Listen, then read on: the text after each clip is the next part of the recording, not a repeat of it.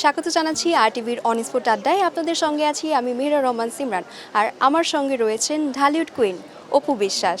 কেমন আছেন? এই তো ভালো, কেমন আছো? খুব ভালো আছি। আজকে আপনাকে খুবই সুন্দর লাগছে, আপনাকে দেখেও খুব ভালো লাগছে। বরাবর মতো আমি বলতে চাই তোমাকে অনেক সুন্দর লাগছে। সামনে ঈদ, ঈদে মেয়েদের খুবই ইন্টারেস্টিং পার্ট হচ্ছে ঈদ শপিং। আপনার ঈদ শপিং করা শেষ?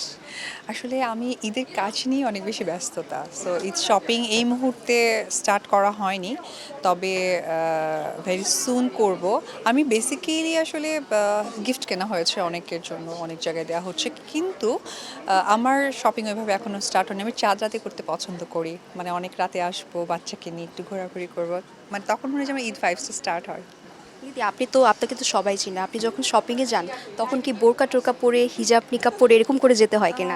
কিছু পার্টিকুলার জায়গাগুলো থাকে যেখানে আসলে আমার সবসময় যাতায়াত আছে, শপিং করা হয়, যাওয়া হয়, সো ওইরকম হয় না, ওইরকম করি না। আর অনেক রাতে আসার চেষ্টা করি, তো সেক্ষেত্রে আসলে ভালো লাগে, এনজয় করি।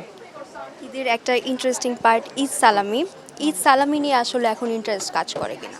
না, এখন ভয় লাগে, কারণ এই সালামি দিতে হয়, পাওয়ার ভাগটা একদমই কমে গেছে।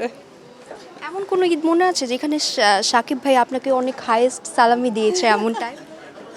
আসলে এই টপিকের কথা এত বেশি দর্শকদের কাছে পৌঁছে যাচ্ছে, দর্শকরা অনেক সময় বিভ্রান্তি হয়।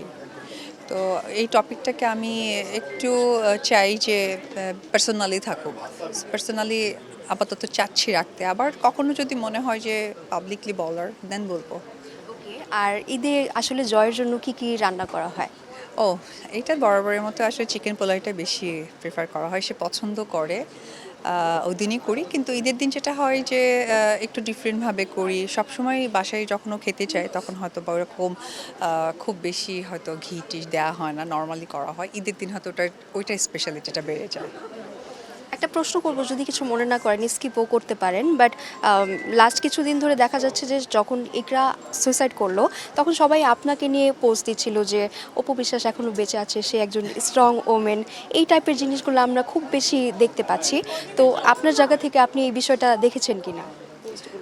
প্রথমেই বলবো, আমি এই ফেসবুকে খুব একটা থাকা হয় না বরাবরের মতোই, তবে ফেসবুকের অনেক আপডেট আমার যারা আছে অ্যাডমিন, তাদের কাছ থেকে জানা হয়। তো সেক্ষেত্রে যেটা হয়েছে যে আমি দেখেছি যে মানববন্ধন না কি যেন এসব কিছু একটা করেছে, কিন্তু আমি বলবো যে আসলে মানববন্ধন না, এটা একটা আর একটা মেয়েকে সুইসাইড করা, ইনফ্লুয়েন্স করা। কারণ যখন একটা নারী খুব অবশ্যই ফ্যামিলি রাগান্বিত হয়ে যখন সুইসাইড করে, কেন সুইসাইড করে? কারণ সে যখন প্রতিবাদটা করতে পারে না, তখনই ফেইলার হয়ে সে সুইসাইড করেছে বলে আমার মনে হয়। তো ওই জায়গা থেকে যখন আর একটা নারী যে বেঁচে আছে, সেই নারী যখন দেখবে যে আচ্ছা, আমি অপরজন কাউকে সুইসাইড করার জন্য করার পর তো তার শাস্তি হচ্ছে, এই যে ইনফ্লুয়েন্স করা সুইসাইড করার জন্য, তা আমি আসলে সত্যি বলতে গেলে এই মানে মানববন্ধন করেছে এটা একদমই পক্ষ না, কারণ এটা আর একটা নারীকে ইনফ্লুয়েন্স করা হয়েছে যে তুমি সুইসাইড করো, তারপরে তুমি যার উপর রাগ করে সুইসাইড করেছো তাকে আমরা শায়েস্তা করব। হ্যাঁ, এই। আর নাম্বার টু, আসলে এখানে আমার কোনো প্রসঙ্গ আসে না। এক একটা মানুষের ইমোশন এক এক রকম, এক একটা মানুষের জীবন চলার ইচ্ছা শক্তি অন্যান্য রকম।